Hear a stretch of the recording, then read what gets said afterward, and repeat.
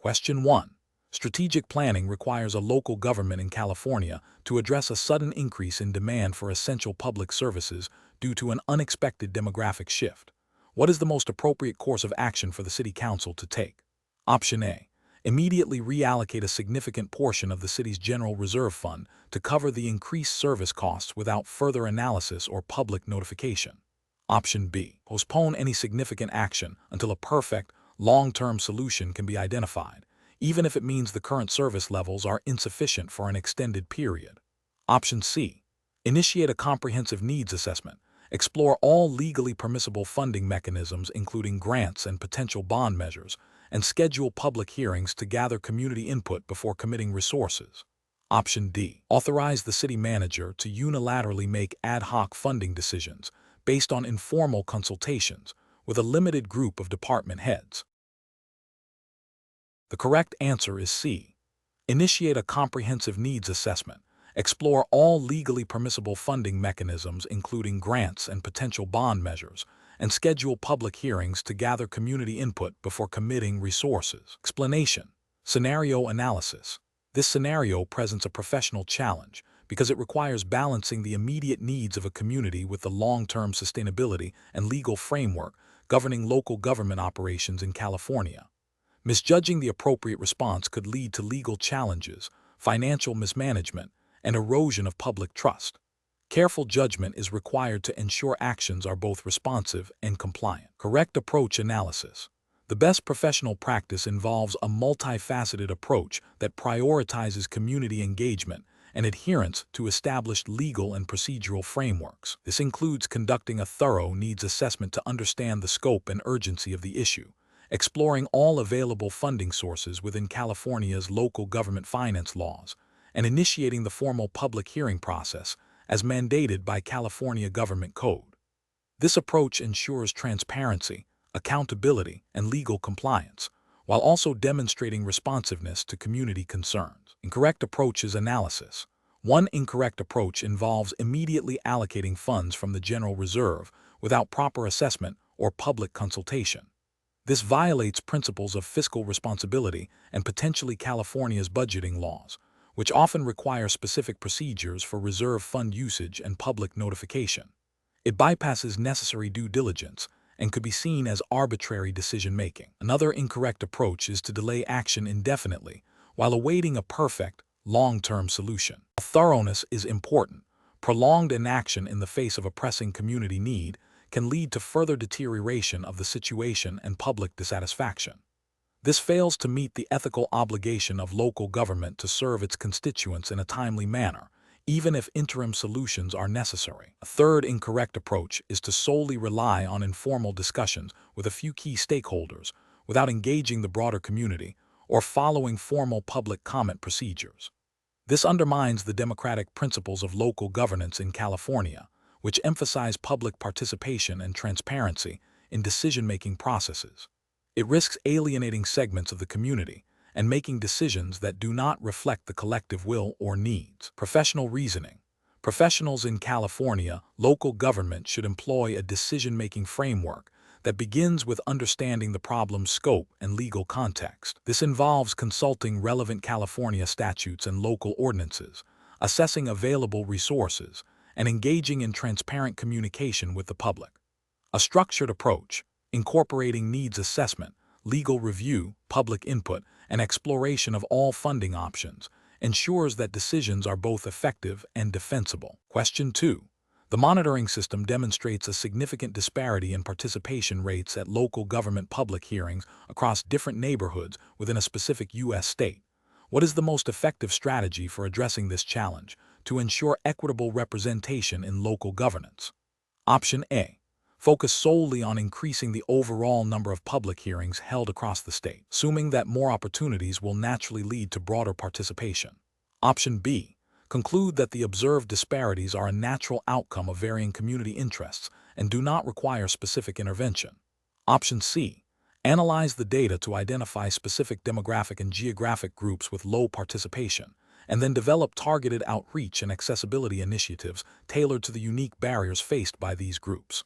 Option D. Implement a statewide mandate for all local governments to hold a minimum number of public hearings per year, regardless of local context or specific participation challenges. The correct answer is C. Analyze the data to identify specific demographic and geographic groups with low participation, and then develop targeted outreach and accessibility initiatives tailored to the unique barriers faced by these groups. Explanation. The monitoring system demonstrates a challenge in ensuring equitable representation and participation in local government decision-making processes within a specific U.S. state. This scenario is professionally challenging because it requires balancing the need for efficient governance with the fundamental democratic principle of ensuring all residents, regardless of their background or location within the state, have a voice.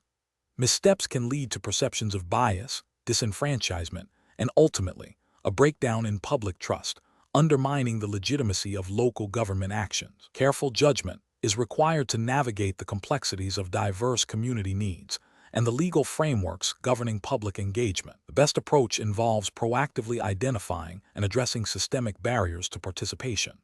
This means the monitoring system should be designed to analyze data on voter turnout, attendance at public meetings, and engagement with local government initiatives across different demographic groups and geographic areas within the state. If disparities are identified, the system should trigger a review of outreach strategies, meeting accessibility, including timing, location, and language services, and the availability of information in formats accessible to all residents. This approach aligns with the principles of representative democracy enshrined in U.S. local government law, which mandates that governments serve all their constituents. Ethically, it upholds the duty to ensure fairness and equal opportunity for civic participation. An incorrect approach would be to dismiss identified disparities as mere statistical anomalies without further investigation. This fails to acknowledge the potential for systemic issues that may prevent certain groups from participating, thereby violating the ethical obligation to serve all residents equitably and potentially contravening state laws that promote public engagement. Another incorrect approach is to focus solely on increasing the quantity of public input without considering the quality or representativeness of that input. For instance, simply holding more meetings in easily accessible locations might attract input from a narrow segment of the population, while still excluding others.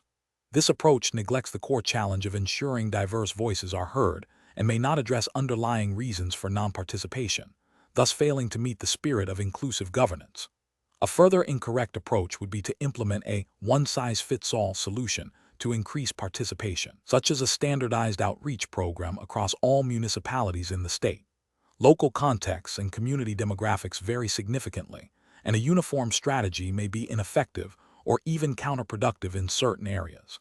This overlooks the need for tailored solutions based on specific local challenges and fails to address the nuanced barriers to participation that may exist. Professionals should employ a decision-making framework that begins with a clear understanding of the governing principles of local governance in their specific U.S. state, emphasizing inclusivity and representation. This involves data-driven analysis to identify participation gaps, followed by a diagnostic phase to understand the root causes of these gaps. Solutions should then be developed collaboratively with community stakeholders, ensuring they are context-specific and designed to overcome identified barriers. Continuous monitoring and evaluation are crucial to assess the effectiveness of implemented strategies and to make necessary adjustments, fostering a cycle of ongoing improvement in civic engagement. Question 3. The efficiency study reveals that several departments within the municipal government of Springfield, Illinois, are experiencing overlapping responsibilities and outdated operational procedures. Considering the principles of local governance and the need for effective service delivery to Springfield residents, which of the following strategies best addresses these findings while upholding the integrity of the municipal structure? Option A. Rely solely on the recommendations of the external efficiency consultants to redesign departmental structures and service delivery without further internal review or public engagement. Option B. Immediately implement significant budget cuts across departments identified with inefficiencies to free up resources for modernization, with minimal public announcement to avoid unnecessary public concern. Option C. Merge departments with overlapping functions without conducting impact assessments on service continuity or informing the public about the specific changes and their potential effects on service access for Springfield residents. Option D. Initiate a phased implementation of service consolidation and technological upgrades, preceded by extensive public consultations and pilot programs to assess impact and gather feedback from Springfield residents. The correct answer is D. Initiate a phased implementation of service consolidation and technological upgrades, preceded by extensive public consultations and pilot programs to assess impact and gather feedback from Springfield residents. Explanation: the efficiency study reveals a potential for streamlining services within the municipal government of Springfield, Illinois. This scenario is professionally challenging because it requires balancing the pursuit of operational efficiency with the fundamental principles of local governance, including citizen engagement, transparency, and equitable service delivery. Decisions made must not only improve processes, but also uphold the trust and rights of Springfield residents. The best approach involves a comprehensive review of existing service delivery models, focusing on identifying redundancies and opportunities for technological integration, while simultaneously establishing robust channels for public input and feedback. This method is correct because it aligns with the principles of good governance and the legal framework governing local governments in Illinois. Specifically, the Illinois Municipal Code emphasizes the importance of efficient and effective service provision for its citizens. Furthermore, principles of administrative law and public administration ethics mandate transparency and public participation in governmental decision-making processes that impact residents. Engaging the public ensures that proposed changes are understood, accepted, and ultimately serve the community's best interests, preventing unintended negative consequences. An approach that prioritizes cost reduction above all else, without adequate consideration for the impact on service quality or accessibility for all Springfield residents, is ethically flawed. This could lead to the disenfranchisement of certain community segments or a decline in essential services, violating the government's duty to serve all citizens equitably. Another unacceptable approach would be to implement changes based solely on the recommendations of external consultants, without independent verification or public consultation. This bypasses the democratic accountability inherent in local government and risks adopting solutions that are not tailored to the specific needs and context of Springfield, potentially leading to inefficient or inappropriate outcomes. Finally, an approach that focuses on consolidating services without a clear plan for maintaining or improving service levels, and without informing the public about the rationale and expected outcomes, is problematic. This lack of transparency erodes public trust and can lead to resistance and dissatisfaction, even if the underlying intention is efficiency. Professionals should employ a decision-making process that begins with a thorough understanding of the problem and its potential impacts. This involves data gathering, stakeholder analysis, including extensive public outreach, and the evaluation of multiple solutions against established criteria such as efficiency, equity, transparency, and legal compliance. The process should be iterative, allowing for adjustments based on feedback and evolving circumstances, always prioritizing the public good and adherence to the Illinois regulatory environment. Question 4. Benchmark analysis indicates that a city council member in Springfield, Illinois, is considering proposing a new ordinance aimed at addressing concerns about undocumented immigrants in their community. The council member has received significant public feedback, with some constituents expressing a desire for stricter local enforcement and others advocating for more inclusive policies. The council member is seeking the most legally sound and ethically responsible path forward for Springfield. Which of the following approaches represents the most appropriate course of action for the Springfield City Council member? Option A. Draft and propose an ordinance that directly prohibits undocumented immigrants from utilizing any city-provided services, based on the expressed concerns of a vocal segment of the community. Option B. Form a special community task force comprised of residents and local business owners to develop recommendations for an ordinance, without direct involvement from the city attorney's office during the initial development phase. Option C. Consult with the Springfield City Attorney to review the proposed ordinance for compliance with federal and Illinois state laws, particularly concerning immigration and the division of powers between federal, state, and local governments. Option D. Proceed with implementing a policy that reflects the majority sentiment of the public feedback received, without seeking formal legal review, to demonstrate responsiveness to constituent demands. The correct answer is C. Consult with the Springfield City Attorney to review the proposed ordinance for compliance with federal and Illinois state laws, particularly concerning immigration and the division of powers between federal, state, and local governments. Explanation. Scenario analysis. This scenario presents a professional challenge because it requires navigating the complex interplay between federal immigration law and local government authority in the United States. The City Council member must balance the needs and concerns of their constituents with their legal obligations and ethical responsibilities as a public official. Misinterpreting or misapplying these laws can lead to legal challenges, erosion of public trust, and potential harm to vulnerable populations. Careful judgment is required to ensure that any proposed policy is both effective and legally sound. Correct approach analysis. The best professional practice involves consulting with the city attorney's office to ensure any proposed ordinance or policy regarding immigration status is consistent with federal law, specifically the Supremacy Clause of the U.S. Constitution, which generally preempts state and local laws that conflict with federal statutes. This approach prioritizes legal compliance and upholds the established hierarchy of laws in the United States. The city attorney can provide expert guidance on the scope of local government powers concerning immigration matters, which are primarily under federal jurisdiction. This ensures that any action taken by the city council is legally defensible and avoids potential litigation. Incorrect approaches analysis. One incorrect approach involves drafting an ordinance that directly prohibits individuals based on their immigration status from accessing city services. This is problematic because federal law generally governs immigration, and local governments cannot enact laws that contradict or undermine federal immigration policy. Such an ordinance would likely be challenged and overturned on grounds of federal preemption. Another incorrect approach is to ignore federal guidelines and proceed with a policy based solely on public opinion or perceived local needs without legal review. This bypasses the essential step of ensuring legal compliance and risks creating an unenforceable or unconstitutional policy. It demonstrates a failure to understand the limits of local authority in areas of federal jurisdiction. A third incorrect approach is to delegate the decision-making authority on immigration-related policies to a non-legal community advisory board without providing clear legal parameters. While community input is valuable, the ultimate responsibility for ensuring legal compliance rests with elected officials and their legal counsel. This approach risks creating policies that are not legally sound, even if they reflect community sentiment. Professional reasoning. Professionals in local government must adopt a decision-making framework that begins with understanding the jurisdictional boundaries of their authority.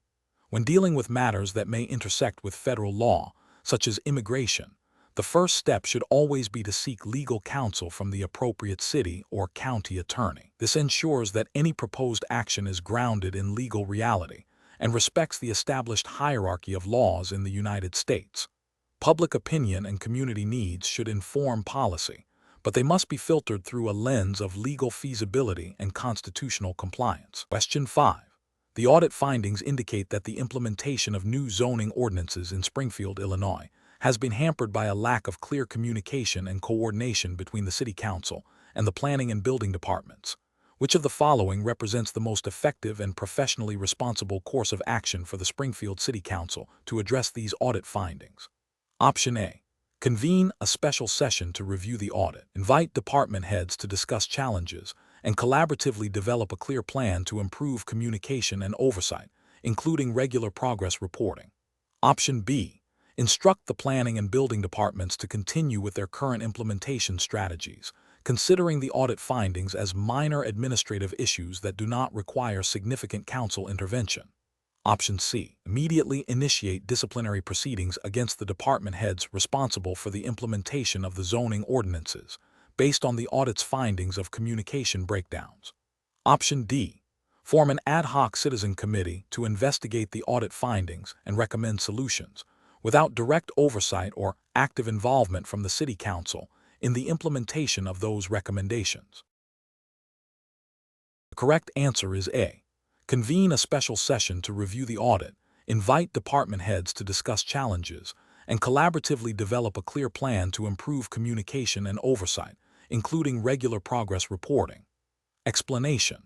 The audit findings indicate a potential breakdown in the communication and oversight mechanisms between the City Council and its various departments, specifically concerning the implementation of new zoning ordinances in Springfield, Illinois.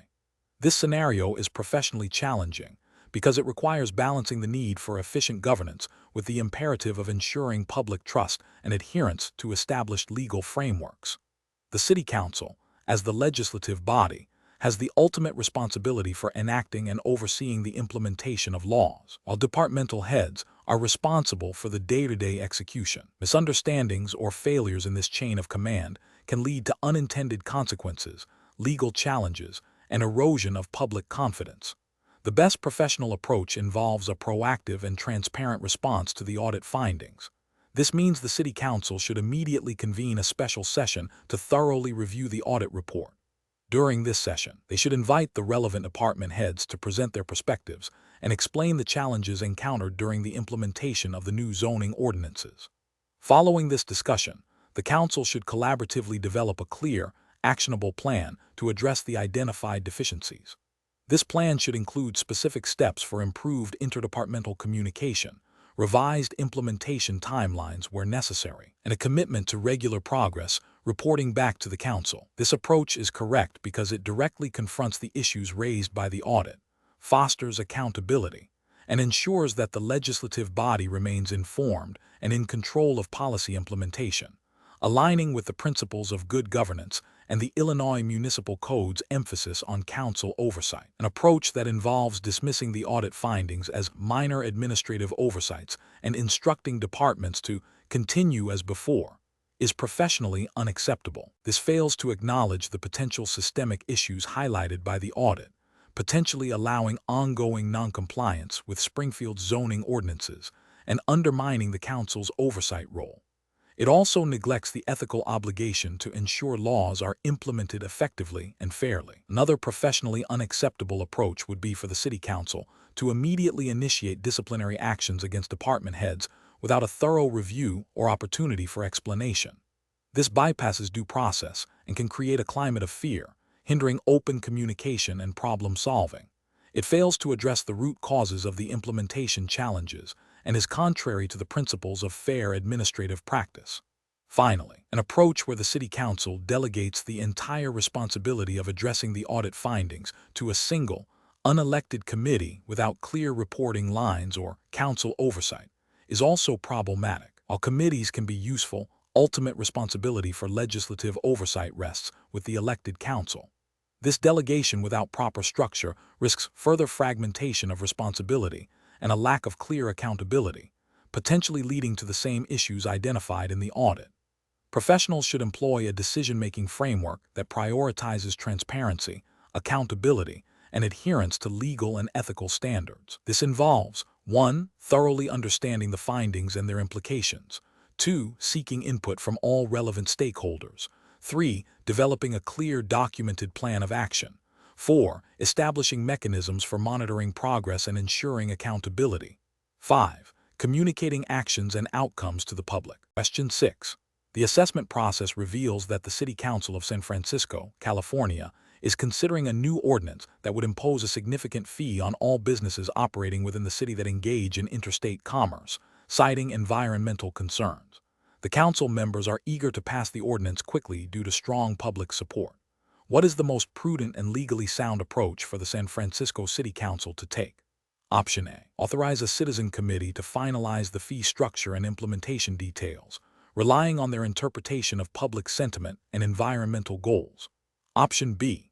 Conduct a comprehensive review by the City Attorney's Office and the Controller's Office to assess the ordinance's legality under California and federal law, including potential Commerce Clause implications, and to analyze its fiscal impact on the city and its businesses.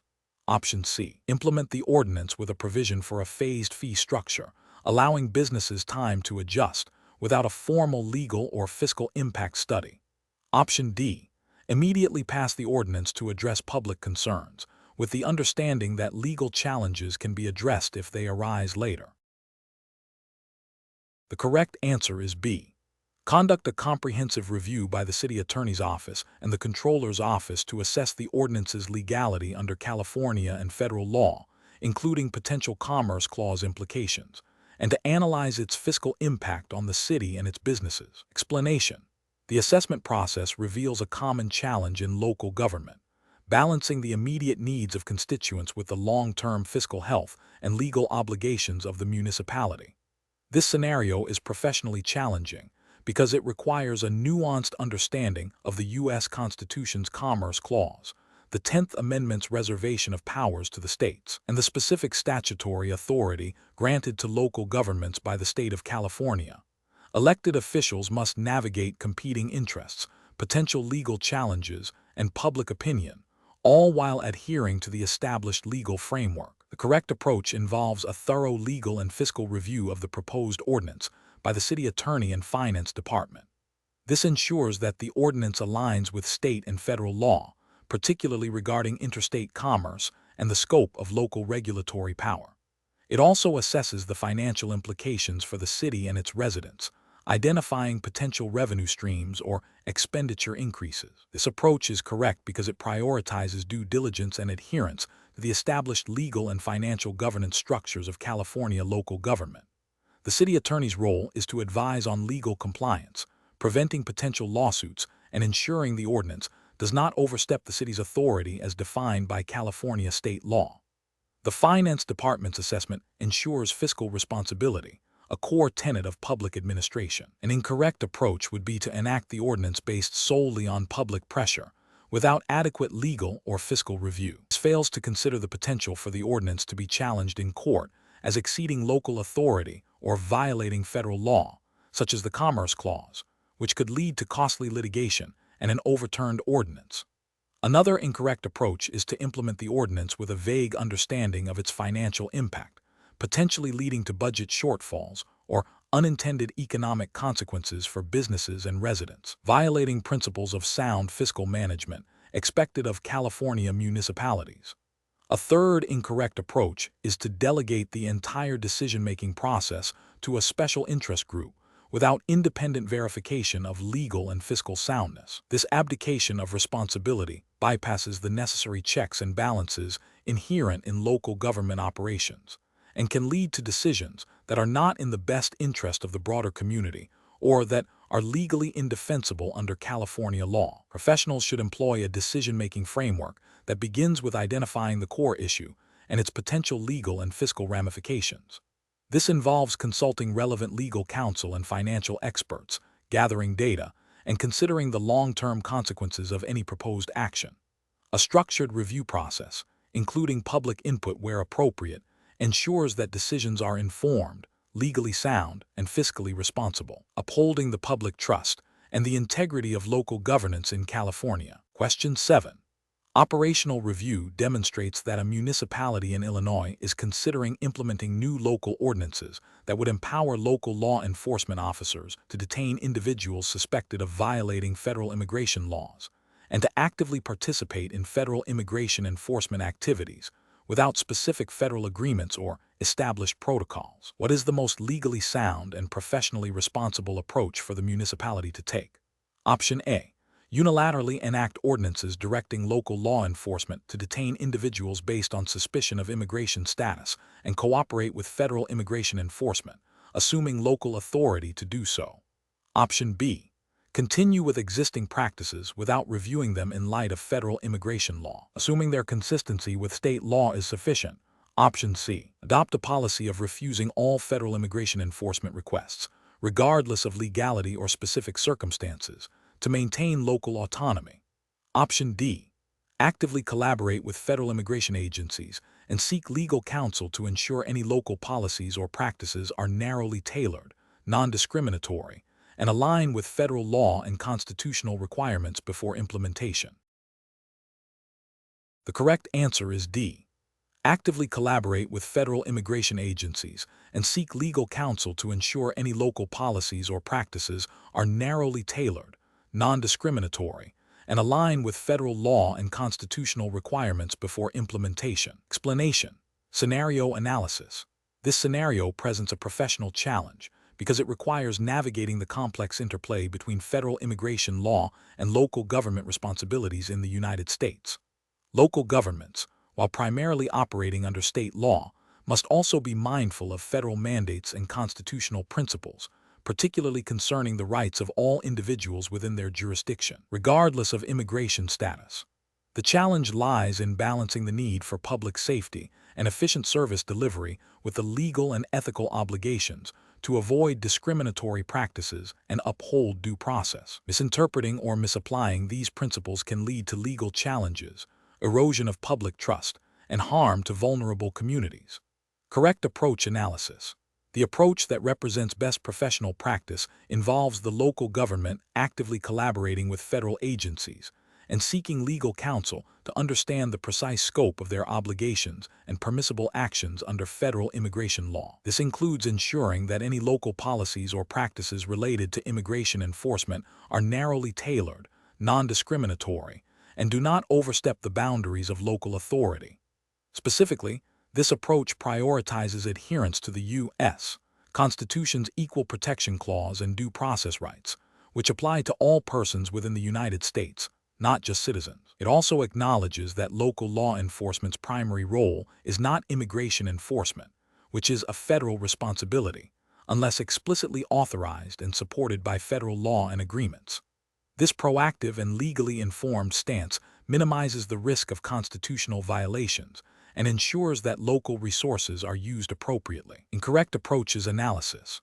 One incorrect approach involves the local government unilaterally enacting ordinances that direct local law enforcement to detain individuals based solely on a suspicion of immigration status, and to cooperate with federal immigration enforcement without clear federal authorization or established protocols. This approach fails to recognize that immigration enforcement is primarily a federal function, and that local governments cannot create their own immigration enforcement powers. Such actions risk violating federal law, the U.S. Constitution, and potentially lead to costly litigation.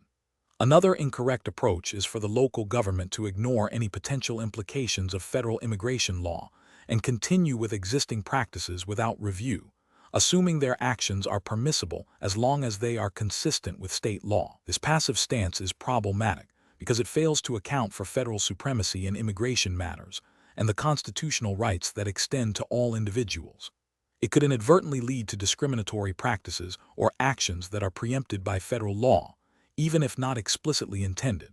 A third incorrect approach involves the local government adopting a policy of non-cooperation with all federal immigration enforcement requests, regardless of their legality or the specific nature of the request. While local governments have discretion in how they allocate resources and cooperate with federal agencies, a blanket refusal without legal justification or consideration of specific federal mandates could be seen as an obstruction of federal law in certain limited circumstances, potentially leading to legal challenges or loss of federal funding. Professional reasoning.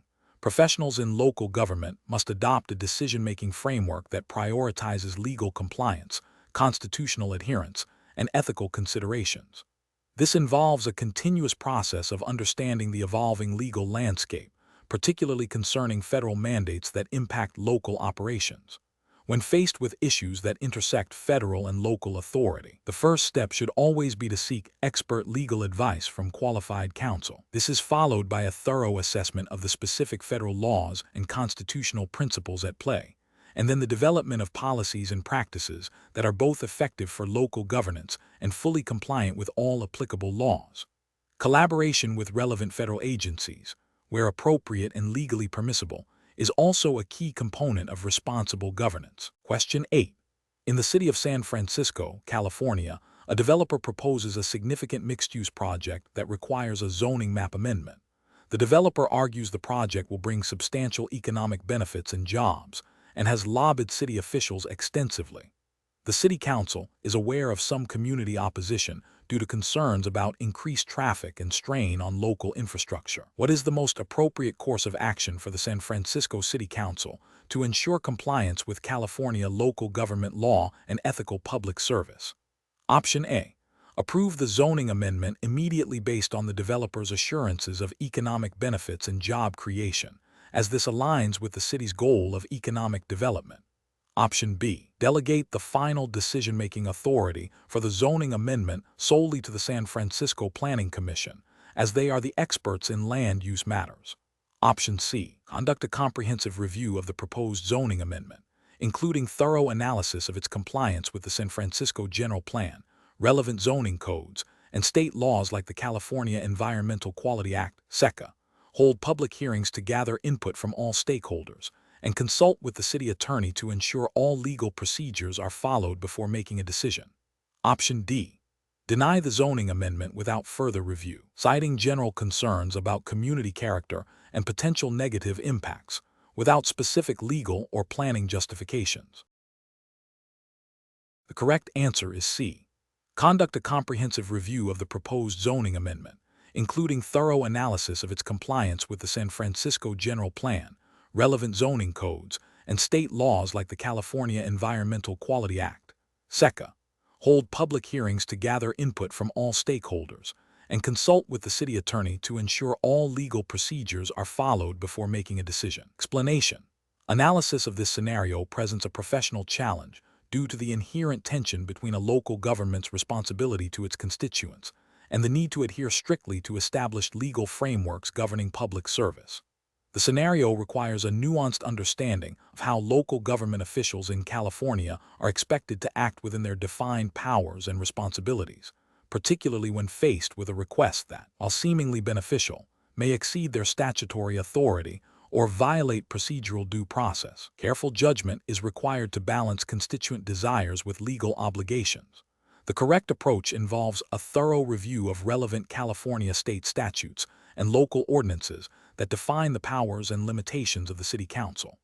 This includes examining the specific authority granted for land use decisions, zoning changes, and the process for approving or denying development projects. By consulting legal counsel and adhering to the established procedures for public hearings and environmental reviews, the City Council ensures its actions are legally sound and transparent. This approach is correct because it prioritizes adherence to the rule of law, protects the city from potential legal challenges, and upholds the principles of good governance and due process for all stakeholders, including developers and residents. It aligns with the fundamental principles of local government operation in California, which are rooted in state law and require strict compliance with procedural requirements. An incorrect approach would be to approve the zoning change based solely on the perceived economic benefits and the developer's assurances, without following the mandated public hearing process or obtaining the necessary environmental impact assessments. This failure to adhere to procedural requirements, such as those outlined in the California Environmental Quality Act SECA and local zoning ordinances, constitutes a significant regulatory and ethical failure, bypasses opportunities for public input and scrutiny, potentially leading to decisions that are not in the best long-term interest of the community and could be legally overturned. Another incorrect approach would be to deny the zoning change outright without a proper review process, citing vague concerns about community character without concrete legal or planning justification. This arbitrary denial, lacking a basis in established zoning criteria or legal precedent, would also be a regulatory and ethical failure. It undermines the predictability and fairness of the zoning process and could expose the city to litigation for an unlawful taking or arbitrary and capricious action. A further incorrect approach would be to delegate the decision-making authority entirely to the Planning Commission, without the City Council retaining its ultimate oversight and approval role as defined by local charter or state law. While the Planning Commission plays a vital role, the final decision on zoning matters often rests with the elected City Council, and bypassing this established hierarchy is a procedural and potentially legal misstep. The professional reasoning process for similar situations should involve a systematic approach. First, clearly identify the legal and regulatory framework governing the decision. Second, consult with legal counsel to interpret these regulations and assess potential legal risks. Third, ensure all procedural requirements, including public notice and hearings, are meticulously followed. Fourth, base the decision on objective criteria and evidence, rather than solely on political expediency or personal opinions. Finally, document the decision-making process thoroughly to provide a clear record of the rationale. Question 9. The review process indicates that a new ordinance regarding waste management in a specific county in California is urgently needed due to a recent environmental hazard.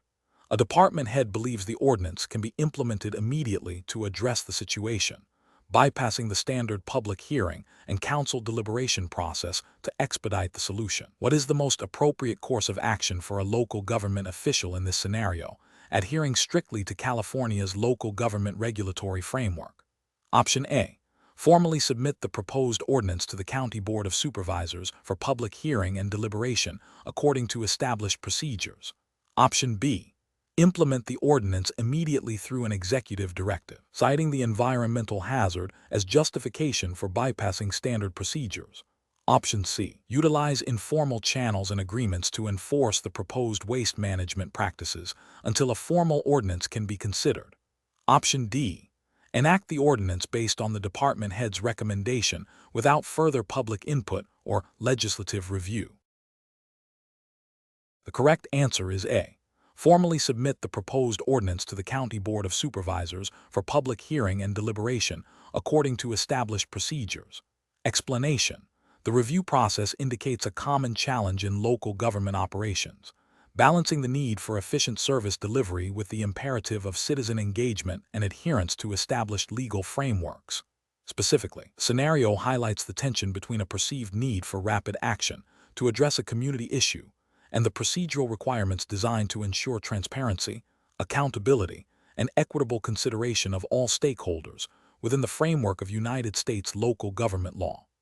The professional challenge lies in navigating these competing demands without compromising the integrity of the governmental process or alienating segments of the citizenry. The best approach involves a structured and transparent process that prioritizes community input and legal compliance.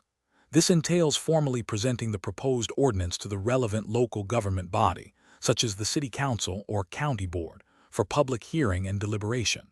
This process, mandated by state statutes governing local ordinances and public participation, ensures that all residents have an opportunity to voice their concerns, and that the proposed legislation is subjected to thorough review and debate.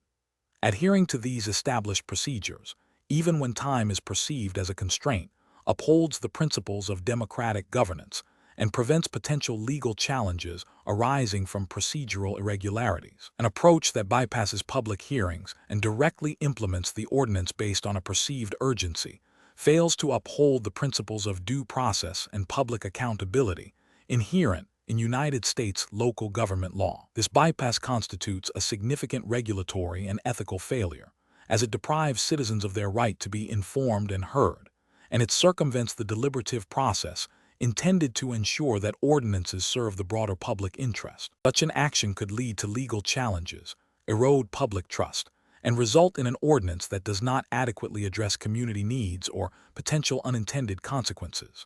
Another unacceptable approach involves unilaterally enacting the ordinance without proper legislative review or public input, based solely on the recommendations of a single department or official. This violates the separation of powers within local government and disregards the legislative authority vested in elected bodies.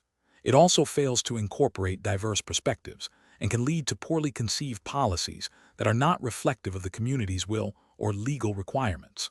Finally, an approach that relies on informal agreements or executive orders to implement the ordinance, without following the formal ordinance-making process, is also professionally unsound. This circumvents established legal procedures for enacting binding legislation, potentially rendering the ordinance unenforceable and undermining the rule of law at the local level. It also creates a lack of transparency and accountability. Professionals should employ a decision-making framework that begins with identifying the core issue and the relevant legal and procedural requirements. This involves consulting state statutes and local charters governing ordinance adoption, public notice, and community engagement. The next step is to assess the feasibility of adhering to these procedures within any given time frame, prioritizing compliance even if it requires adjusting timelines or managing expectations. Open communication with elected officials and community stakeholders about the process and its importance is crucial. When faced with perceived urgency, professionals should advocate for expedited but still compliant procedures, rather than advocating for the abandonment of essential democratic processes. Question 10. Performance analysis shows that the town of Hempstead, New York, is facing a budget shortfall for the upcoming fiscal year, yet a proposal for a new community park with an estimated initial capital cost of $5 million and projected annual operational expenses of $250,000 has been put forward. If the town's current annual budget is $50 million, and the projected revenue for the next fiscal year is expected to increase by only 2%, what is the maximum percentage of the current annual budget that could be allocated to cover the park's initial capital expenditure, without exceeding a prudent debt-to-revenue ratio of 15% of projected revenue, assuming no other new debt is incurred, and the park's operational costs must be absorbed within existing service budgets? Option A. The town of Hempstead can allocate up to $1,500,000, representing 3% of the current annual budget, for the initial capital expenditure, as this is a reasonable portion of the budget to consider for a new project. Option B. The town of Hempstead can allocate up to $750,000, representing 5% of the current annual budget for the initial capital expenditure, as this aligns with the 15% debt-to-revenue ratio. Option C. The town of Hempstead can allocate up to $5,000,000, representing 10% of the current annual budget for the initial capital expenditure, as this is the full capital cost of the park. Option D. The town of Hempstead can allocate up to $500,000, representing 1% of the current annual budget for the initial capital expenditure, as this is a conservative amount given the budget shortfall. The correct answer is B. The town of Hempstead can allocate up to $750,000, representing 5% of the current annual budget for the initial capital expenditure, as this aligns with the 15% debt-to-revenue ratio. Explanation. Scenario analysis. This scenario presents a common challenge in local government finance, balancing essential service provision with fiscal constraints. The elected officials must make a difficult decision about resource allocation that directly impacts constituents' quality of life and the long-term financial health of the municipality. The pressure to maintain services while adhering to budgetary limitations requires a data-driven and legally compliant approach. Correct approach analysis. The best approach involves a detailed analysis of the current budget, identifying potential efficiencies, and exploring revenue enhancement options that are permissible under New York state law. This includes a thorough review of the proposed capital expenditure for the new park, comparing its projected operational costs against the current budget's capacity. It also necessitates exploring alternative funding sources, such as grants or public-private partnerships, and assessing the feasibility of phased implementation or scaled-down project designs. This method prioritizes fiscal responsibility, transparency, and adherence to state and local financial regulations by grounding the decision in quantifiable data and legal frameworks. Incorrect approaches analysis. One incorrect approach is to immediately approve the capital expenditure without a comprehensive financial impact study. This fails to consider the long-term operational costs, potentially leading to future budget deficits and service cuts, which is contrary to responsible fiscal management principles enshrined in New York's municipal finance law. Another incorrect approach is to reject the park project outright due to immediate budget concerns, without exploring all available options. This overlooks potential revenue streams or cost-saving measures that could make the project feasible, thereby failing to serve the public interest in recreational facilities and potentially stifling community development. A third incorrect approach is to propose a significant, across-the-board cut to existing essential services to fund the new park. This is ethically problematic as it disproportionately impacts current residents and may violate service-level agreements or statutory obligations for those services, without a clear justification for why these specific services are being reduced. Professional reasoning. Professionals should adopt a systematic decision-making process that begins with a clear understanding of the problem and its constraints. This involves gathering all relevant financial data, consulting applicable state and local laws, such as New York's general municipal law and town law regarding budgeting and capital projects, and identifying all potential solutions. A cost-benefit analysis, considering both financial and community impact, is crucial. Transparency with stakeholders and exploring collaborative solutions are also key components of ethical and effective governance. Question 11. Market research demonstrates a growing population of non-citizen residents in a specific county in California.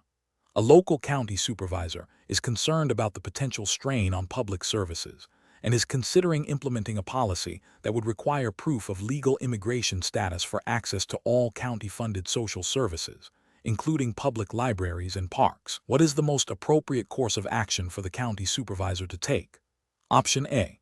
Propose a county ordinance that prohibits any federal immigration enforcement activities within the county, thereby creating a sanctuary for all residents regardless of immigration status.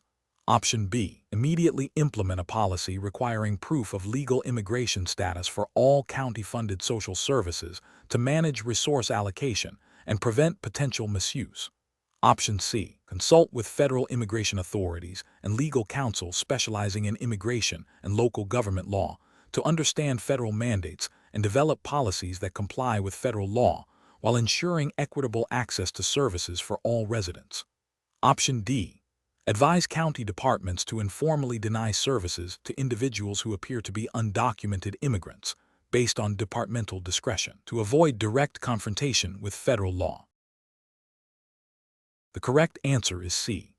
Consult with federal immigration authorities and legal counsel specializing in immigration and local government law to understand federal mandates and develop policies that comply with federal law while ensuring equitable access to services for all residents. Explanation.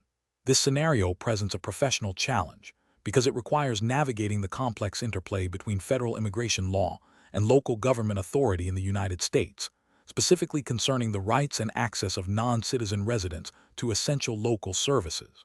The core tension lies in balancing a local government's responsibility to its constituents with federal mandates and the ethical considerations of inclusivity and equal access. A local government official must exercise careful judgment to avoid discriminatory practices or actions that could undermine federal law or violate fundamental rights. The best professional practice involves a proactive and collaborative approach that prioritizes understanding and adhering to federal immigration law, while ensuring equitable access to local services for all residents, regardless of immigration status. This means actively seeking guidance from federal agencies, consulting with legal counsel specializing in immigration and local government law, and developing clear, non-discriminatory policies and procedures for service delivery. Such an approach upholds the principle of equal protection and avoids creating barriers to essential services that could negatively impact community well-being and public health. It also demonstrates a commitment to lawful governance and ethical public service, an approach that involves unilaterally restricting access to services based on perceived immigration status without clear federal authorization or legal basis is professionally unacceptable. This could lead to discriminatory practices, violate federal civil rights laws, and expose the local government to significant legal challenges and reputational damage. It fails to acknowledge the complexities of immigration law and the rights afforded to individuals within the United States. Another professionally unacceptable approach would be to ignore federal immigration laws and directives, potentially creating a sanctuary environment that could lead to conflicts with federal enforcement agencies and legal repercussions. While local governments have autonomy in many areas, they cannot override federal law, particularly in matters of immigration. Finally, an approach that relies solely on anecdotal information or public perception regarding immigration status to make policy decisions is also flawed. This lacks a basis in law and evidence, leading to arbitrary and potentially discriminatory outcomes. It bypasses the necessary legal and procedural safeguards that should govern such sensitive matters. Professionals in this situation should employ a decision-making framework that begins with identifying the legal and ethical parameters. This involves consulting relevant federal statutes, e.g., Immigration and Nationality Act, state laws, and local ordinances. It also necessitates understanding the role of federal agencies like the Department of Homeland Security. Seeking expert legal advice is paramount.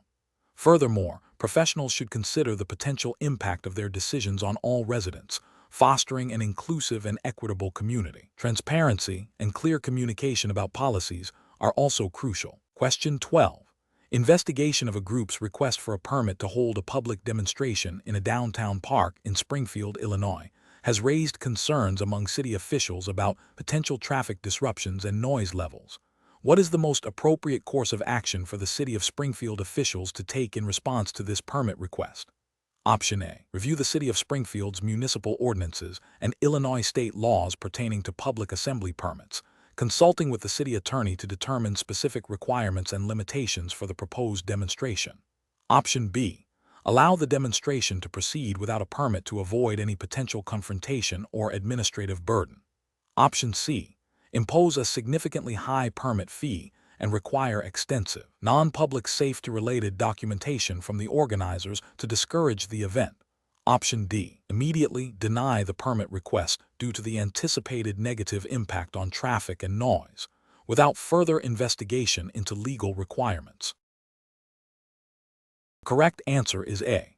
Review the City of Springfield's municipal ordinances and Illinois state laws pertaining to public assembly permits, consulting with the city attorney to determine specific requirements and limitations for the proposed demonstration. Explanation. Scenario analysis. This scenario presents a professional challenge because it requires navigating the complex and often overlapping responsibilities of local government officials with the fundamental rights of citizens. The core tension lies in balancing the need for public order and safety with the constitutional guarantee of freedom of assembly and speech. Misinterpreting or overstepping jurisdictional boundaries can lead to legal challenges, erosion of public trust, and the suppression of legitimate civic engagement.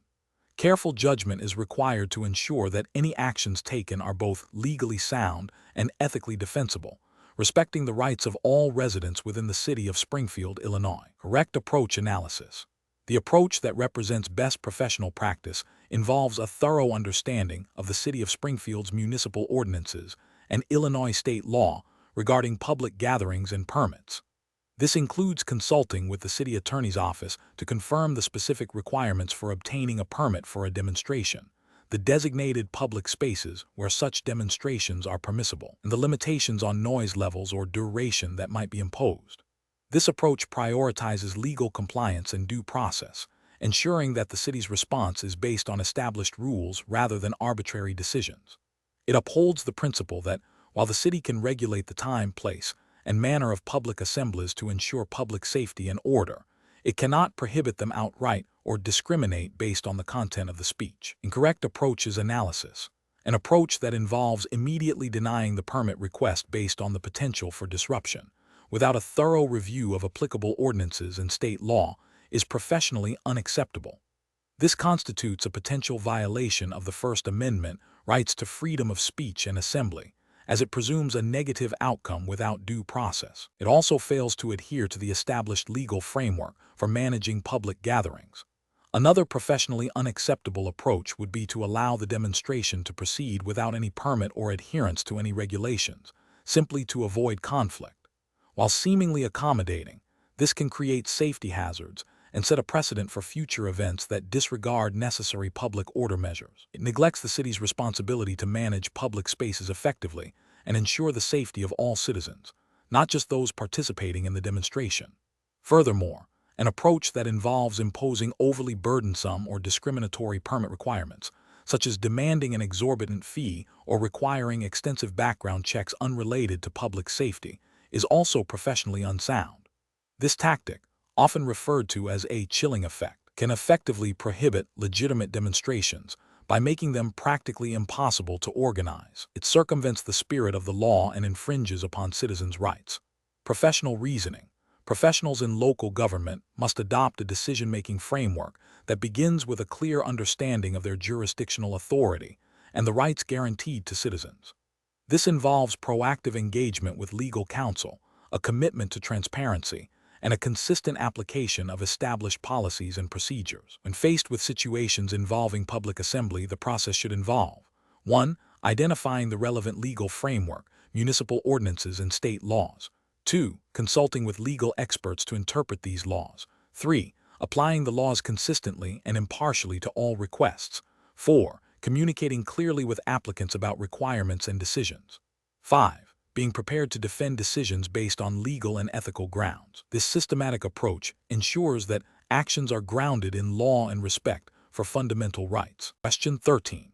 Comparative studies suggest that local governments in the United States often grapple with the extent of their authority when considering policies that might impact non-citizens. In the state of California, a city council is considering a new ordinance that would require businesses receiving city grants to verify the immigration status of their employees and report any undocumented individuals to federal authorities. What is the most appropriate course of action for the City Council to take regarding this proposed ordinance? Option A. Interpret existing local business regulations to include provisions for reporting undocumented workers, thereby avoiding the need for a new ordinance. Option B. Propose a resolution urging the federal government to strengthen its immigration enforcement, while refraining from enacting any local measures that could be perceived as immigration policy. Option C. Consult with legal counsel to determine if the proposed ordinance conflicts with federal immigration law and the principle of federal preemption before proceeding. Option D. Enact the ordinance, arguing that it is a necessary measure for local economic stability and resource management, and address any legal challenges if they arise. The correct answer is C. Consult with legal counsel to determine if the proposed ordinance conflicts with federal immigration law and the principle of federal preemption before proceeding. Explanation. Scenario analysis. This scenario presents a professional challenge because it requires navigating the complex interplay between federal immigration law and local government authority in the United States. Local governments in the U.S. operate within a framework where federal law, particularly concerning immigration, often preempts state and local legislation. Misinterpreting or overstepping these boundaries can lead to legal challenges, undermine public trust, and create confusion for residents. Careful judgment is required to ensure that local actions are consistent with the established legal hierarchy and do not infringe upon federal authority. Correct approach analysis. The best professional practice involves recognizing that the federal government has exclusive authority over immigration matters. Therefore, a local government official should advise that any proposed ordinance or policy related to immigration status must be reviewed by legal counsel to ensure it does not conflict with federal law. This approach is correct because it upholds the principle of federal preemption in immigration, which is a well-established tenet of U.S. constitutional law. The Supremacy Clause of the U.S. Constitution dictates that federal laws are the supreme law of the land, and state and local governments cannot enact laws that contradict or undermine federal statutes. Specifically, the U.S. Supreme Court has consistently held that federal immigration law is a comprehensive scheme that preempts state and local attempts to regulate immigration. Incorrect approach is analysis. One incorrect approach is to proceed with enacting a local ordinance that restricts access to public services based on immigration status. This is professionally unacceptable because it directly violates the principle of federal preemption. Such an ordinance would likely be challenged in court and struck down as unconstitutional, creating legal liability for the local government and wasting public resources. It also undermines the federal government's exclusive role in setting immigration policy. Another incorrect approach is to interpret existing local ordinances in a manner that effectively creates new immigration-related restrictions, even if not explicitly stated. This is professionally unacceptable, as it attempts to circumvent the clear division of powers by reinterpreting existing law to achieve an outcome that would be impermissible if directly legislated. It demonstrates a lack of understanding of federal preemption and the limits of local government authority. A further incorrect approach is to argue that local governments have inherent authority to regulate any matter affecting their residents, including immigration status, under the guise of public safety or resource management. This is professionally unacceptable because it ignores the specific and exclusive federal authority over immigration. Our local governments have broad powers to legislate for the health, safety, and welfare of their residents. These powers are not absolute and are subordinate to federal law in areas where Congress has legislated comprehensively. Professional reasoning. Professionals in local government should adopt a decision-making framework that prioritizes legal compliance and respect for federal authority. This involves a proactive approach to legal review, particularly when considering policies that touch upon areas of exclusive federal jurisdiction, such as immigration. When faced with a proposal that might impinge on federal law, the first step should always be to consult with legal counsel specializing in constitutional and administrative law. This ensures that any proposed action is legally sound and avoids potential conflicts with higher levels of government. Furthermore, professionals should cultivate an understanding of the principle of federal preemption and its application to various policy areas to prevent missteps and ensure responsible governance. Question 14. The investigation demonstrates that a sudden, severe storm in the city of San Francisco has caused significant damage to a critical public park, rendering it unsafe and inaccessible. Residents are expressing strong concerns about the loss of this vital community space and the potential for further deterioration. The city manager is under pressure to initiate repairs immediately, but the standard procurement process for public works projects in California typically involves lengthy bidding periods. What is the most appropriate course of action for the city manager to take in this situation, considering the legal and administrative framework of local government in California? Option A.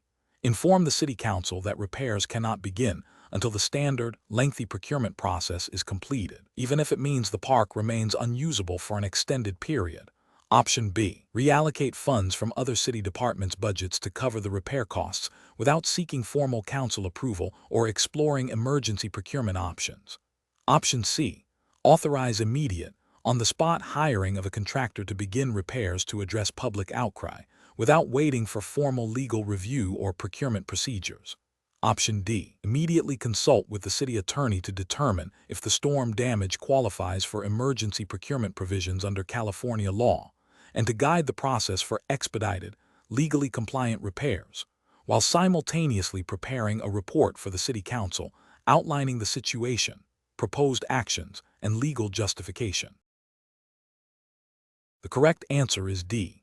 Immediately consult with the city attorney to determine if the storm damage qualifies for emergency procurement provisions under California law, and to guide the process for expedited, legally compliant repairs, while simultaneously preparing a report for the City Council outlining the situation, proposed actions, and legal justification. Explanation.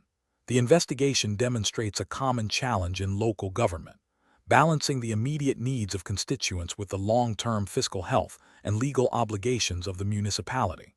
This scenario is professionally challenging because it requires a nuanced understanding of local governance principles, specifically the division of powers and responsibilities between elected officials and administrative departments, as well as adherence to state-level statutes governing public funds and procurement in California. The pressure to address a visible public concern can create a temptation to bypass established procedures, which could lead to legal repercussions and damage public trust. The best approach involves a thorough review of existing city ordinances and California state law regarding emergency expenditures and public works projects. This includes consulting with the city attorney's office to ensure compliance with all legal requirements, such as competitive bidding processes or specific exemptions for emergency situations. The city manager should then present a clear, legally sound, and fiscally responsible plan to the City Council, outlining the necessary steps, potential costs, and the legal basis for any expedited actions. This approach upholds the principles of good governance, transparency, and fiscal accountability mandated by California law, and promotes informed decision-making by the elected body. An incorrect approach would be to authorize immediate, unbudgeted expenditures without proper legal review or adherence to procurement laws. This bypasses the essential checks and balances designed to prevent misuse of public funds, and could violate California Government Code sections related to competitive bidding for public contracts. Another incorrect approach would be to delay action indefinitely due to procedural concerns, ignoring the immediate public safety risk, and failing to fulfill the city's duty to its residents. This demonstrates a lack of proactive problem solving and could expose the city to liability for negligence. Finally, attempting to reallocate funds from other essential services without a formal budget amendment process or council approval would be a violation of fiscal management principles and potentially state law, as it circumvents the established budgetary authority. Professionals should employ a decision-making framework that prioritizes legal compliance, fiscal responsibility, and public welfare. This involves understanding the scope of their authority, consulting relevant legal counsel, adhering to established procedural guidelines, and transparently communicating with elected officials and the public. When faced with urgent situations, the process should involve identifying potential legal exceptions or emergency provisions, but always within the framework of the law. Question 15. In the context of the United States local government structure, what is the most appropriate course of action for a city council member in California who believes a specific city department's operational procedure is inefficient and could be improved? Option A. Contact the department head privately and suggest they consider the change, implying it would be viewed favorably by the council. Option B. Use their influence to lobby other council members individually to pressure the department into adopting the new procedure without formal council action. Option C. Directly instruct the department head to implement the proposed changes immediately to improve efficiency. Option D. Propose a formal resolution or ordinance to the City Council to amend the procedure, allowing for public discussion and a council vote. The correct answer is D. Propose a formal resolution or ordinance to the City Council to amend the procedure, allowing for public discussion and a council vote. Explanation.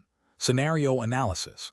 This scenario presents a professional challenge in navigating the complexities of local government structure within the United States, specifically concerning the roles and responsibilities of elected officials and administrative staff. The challenge lies in ensuring that actions taken by City Council members are aligned with established legal frameworks and ethical standards, particularly when those actions might appear to circumvent or unduly influence standard administrative processes. Careful judgment is required to distinguish between legitimate oversight and inappropriate interference, which could lead to legal challenges or damage public trust. Correct approach analysis. The best professional practice involves a City Council member advocating for policy changes or improvements through established legislative channels, such as proposing ordinances or resolutions for council consideration and vote. This approach is correct because it respects the separation of powers within local government, where the council's role is to legislate and set policy, while administrative departments are responsible for implementation. By working through the council's formal processes, the member ensures transparency, public input, and adherence to the city's charter and ordinances. This aligns with the principles of good governance and the legal framework governing U.S. local government operations. Incorrect approaches analysis. One incorrect approach involves a City Council member directly instructing a department head to alter a specific operational procedure without prior council approval or a formal policy change. This is professionally unacceptable because it bypasses the legislative process, potentially undermining the authority of the entire council and the established administrative hierarchy. It can lead to inconsistent application of policies and create an environment where individual council members can exert undue influence, which is contrary to the principles of representative governance and can violate local ordinances regarding the scope of council member authority. Another incorrect approach is for a City Council member to use their position to pressure a department to prioritize a specific vendor for a contract based on personal acquaintance, rather than following the city's established procurement procedures. This is ethically and legally flawed as it introduces bias into the procurement process, potentially violating competitive bidding laws and ordinances designed to ensure fairness and prevent conflicts of interest. Such actions erode public trust and can lead to legal challenges regarding the integrity of government contracting. A further incorrect approach involves a City Council member unilaterally releasing confidential information obtained during an executive session to the public or media. This is a serious breach of professional conduct and potentially illegal, as executive sessions are typically held for sensitive matters requiring privacy, such as personnel issues or ongoing litigation. Violating confidentiality undermines the council's ability to conduct its business effectively and can have legal repercussions for the city and the council member. Professional reasoning. Professionals should employ a decision-making framework that prioritizes adherence to the city's charter, ordinances, and state laws governing local government. This involves understanding the distinct roles of legislative bodies, City Council, and executive/administrative branches. When faced with a situation requiring action or change, the professional should first identify the appropriate procedural pathway within the established legal and administrative structure. This includes consulting legal counsel when in doubt about the legality or propriety of an action. Transparency, fairness, and accountability should guide all decisions, ensuring that actions serve the public interest and uphold the integrity of the local government. Question 16. Compliance review shows that the City of San Francisco is considering a significant amendment to its zoning ordinance that could impact residential density in several neighborhoods. What is the most appropriate approach for the City Planning Department to ensure compliance with California's regulatory framework for local government actions and public engagement? Option A. Conduct thorough public outreach, including multiple public hearings and accessible dissemination of environmental impact reports and proposed ordinance details, adhering strictly to SECA and San Francisco's Planning Code requirements. Option B. Provide a brief public notice in a local newspaper and schedule a single brief public comment period before final adoption. Option C. Post a single notice of the proposed amendment on the city's official website and proceed with internal review and approval based on staff recommendations. Option D. Rely solely on the technical legal review of the ordinance's compliance with state statutes, assuming public understanding will follow. The correct answer is A. Conduct thorough public outreach, including multiple public hearings and accessible dissemination of environmental impact reports and proposed ordinance details, adhering strictly to SECA and San Francisco's Planning Code requirements. Explanation. Scenario analysis. This scenario presents a professional challenge for a local government official in California regarding the implementation of a new zoning ordinance. The challenge lies in balancing the need for efficient implementation with the legal and ethical obligations to ensure public understanding and participation, especially when dealing with potentially controversial changes.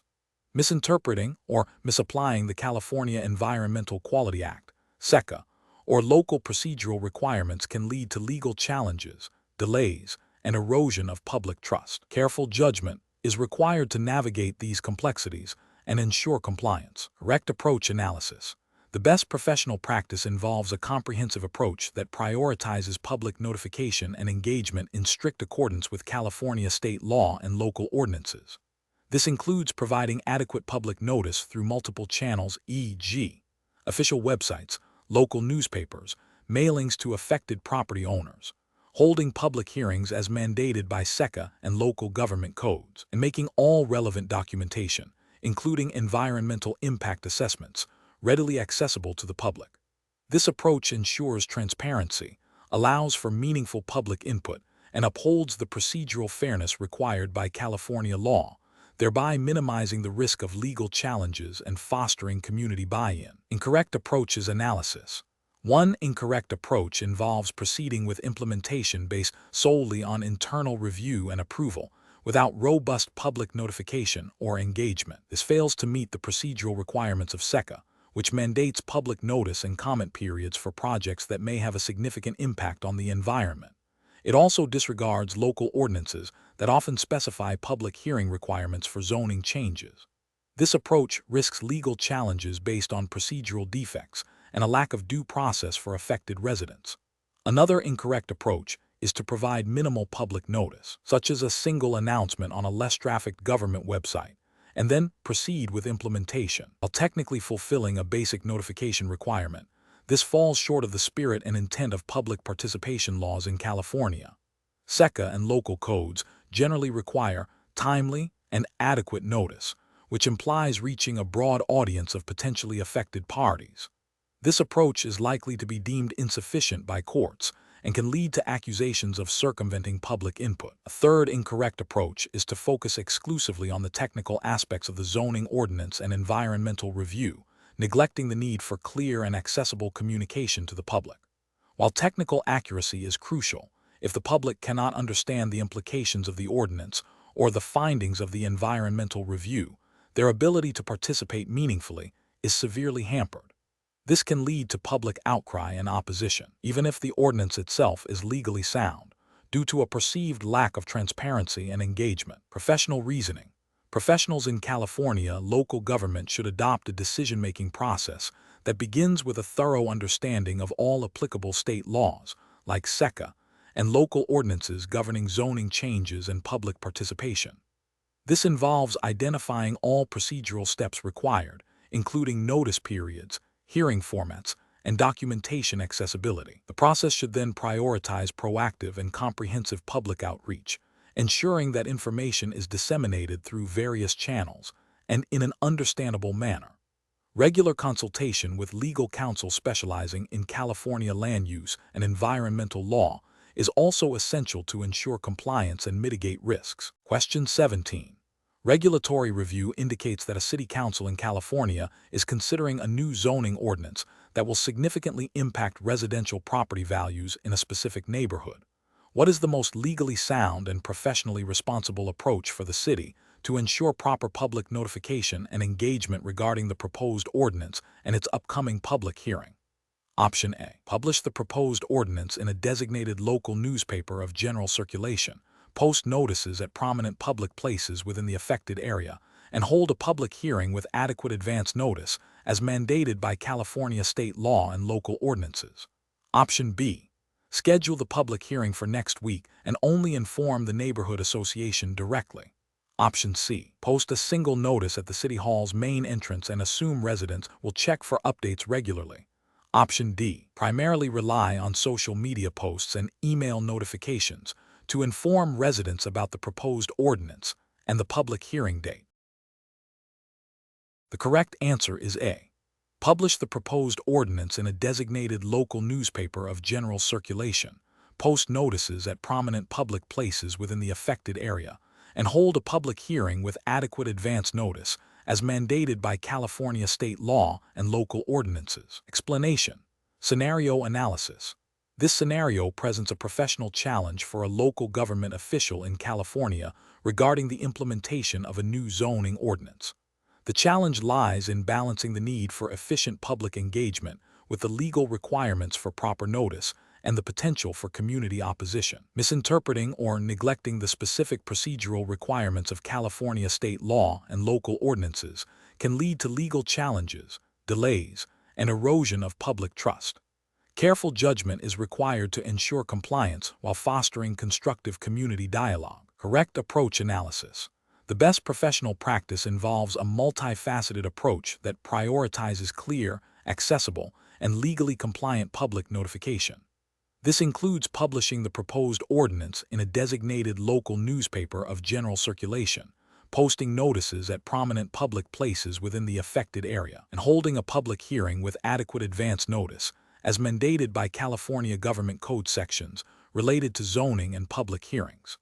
This approach ensures that all legally required notification methods are employed, providing the broadest possible reach to affected residents and stakeholders, thereby upholding the principles of transparency and due process fundamental to local governance in California. Incorrect approaches analysis. One incorrect approach involves relying solely on social media and email notifications. While these methods can supplement public outreach, they do not satisfy the statutory requirements for public notice in California zoning matters.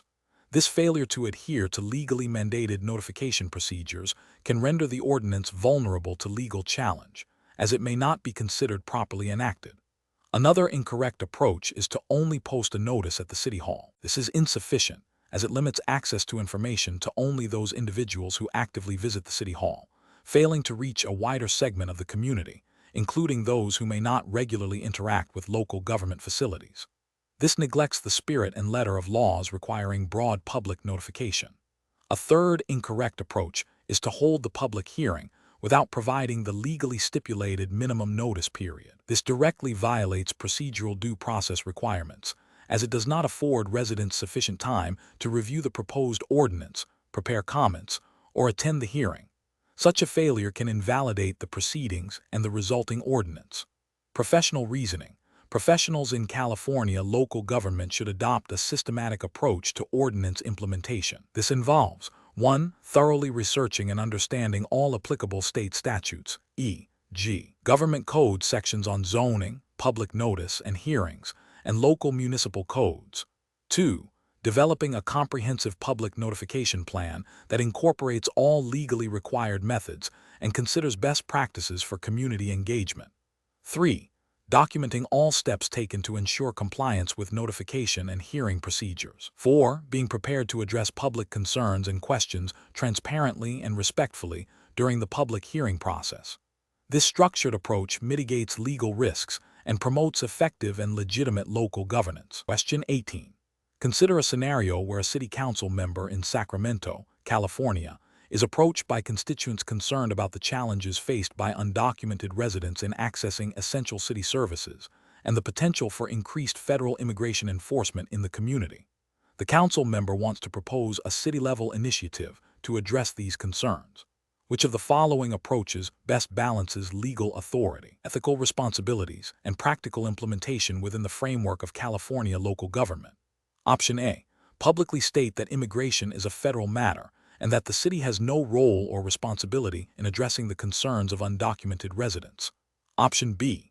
Propose the establishment of a city-run program to actively identify undocumented individuals within the community and report them to federal immigration authorities.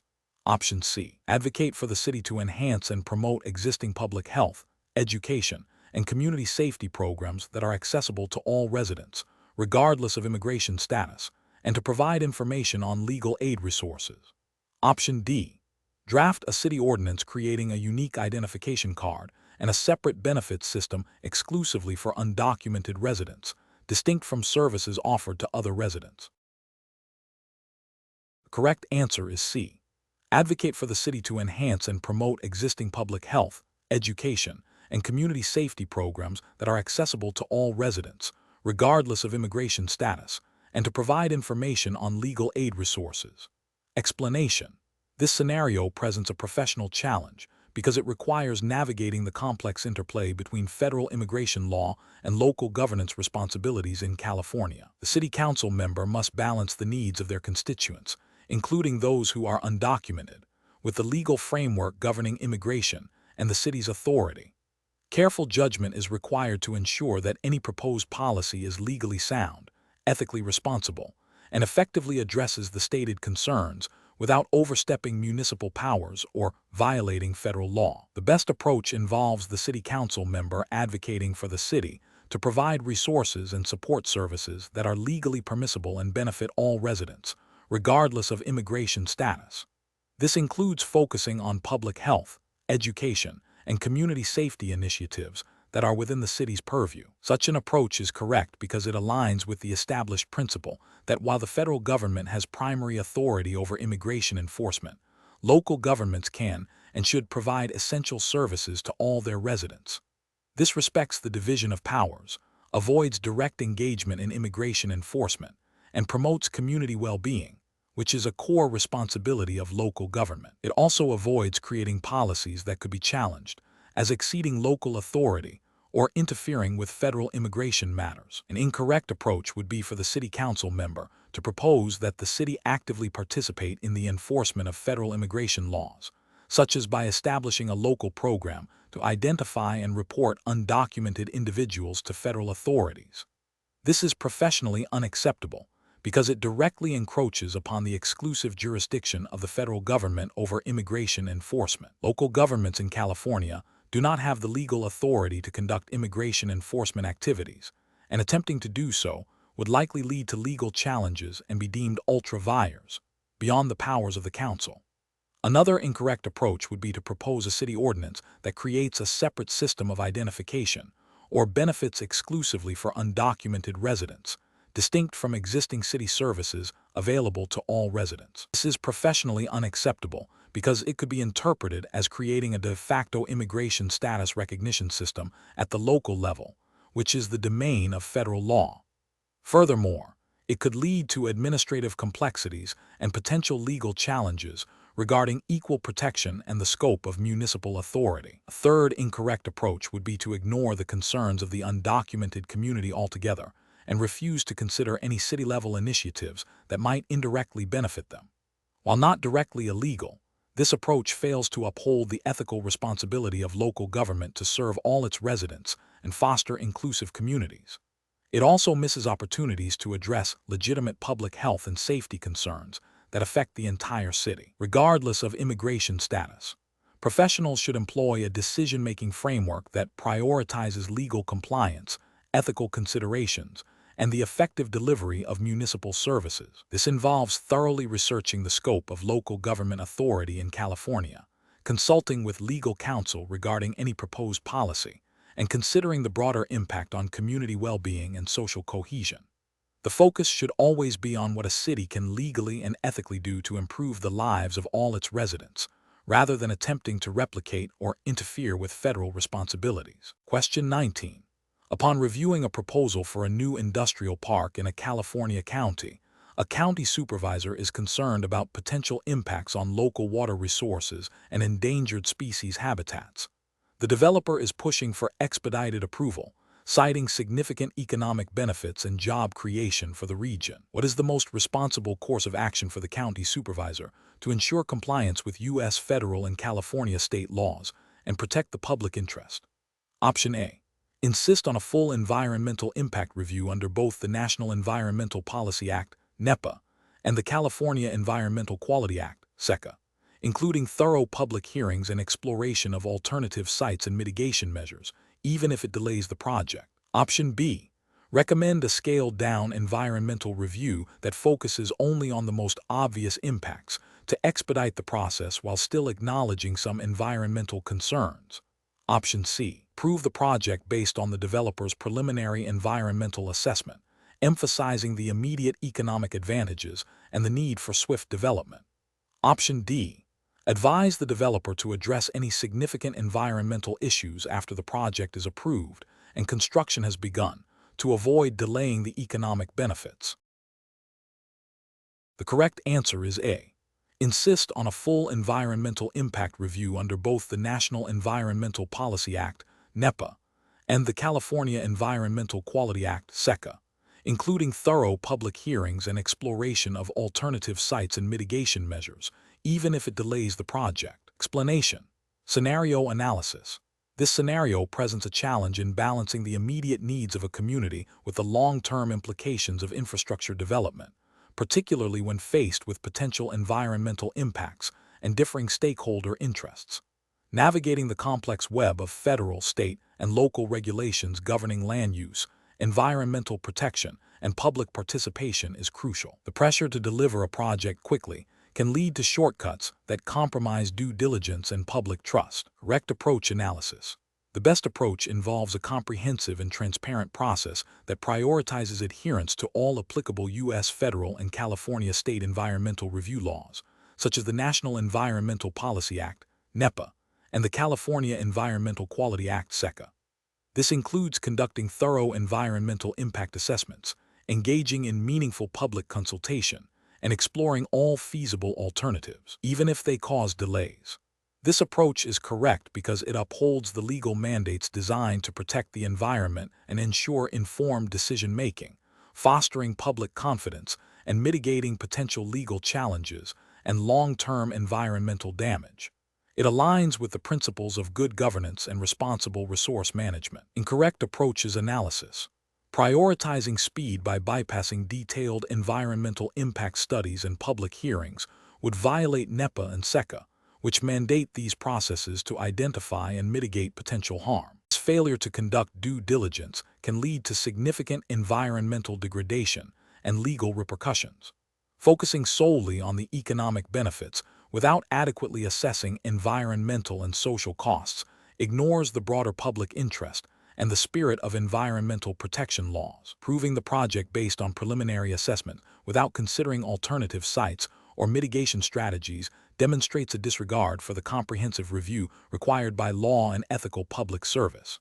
Professional reasoning. Professionals in local government must adopt a decision-making framework that integrates legal compliance, ethical considerations, and stakeholder engagement.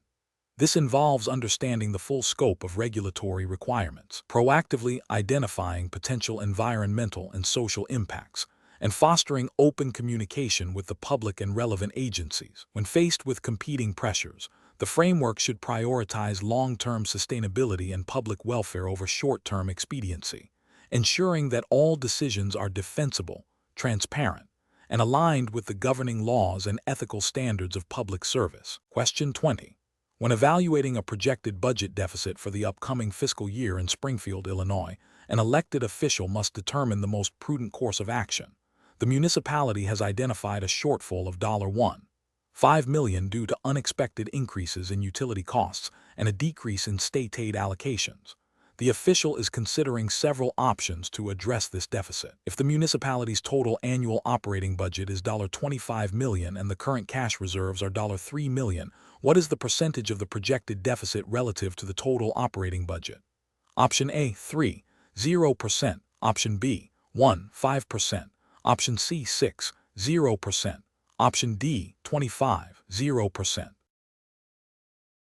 The correct answer is C, 6, 0%.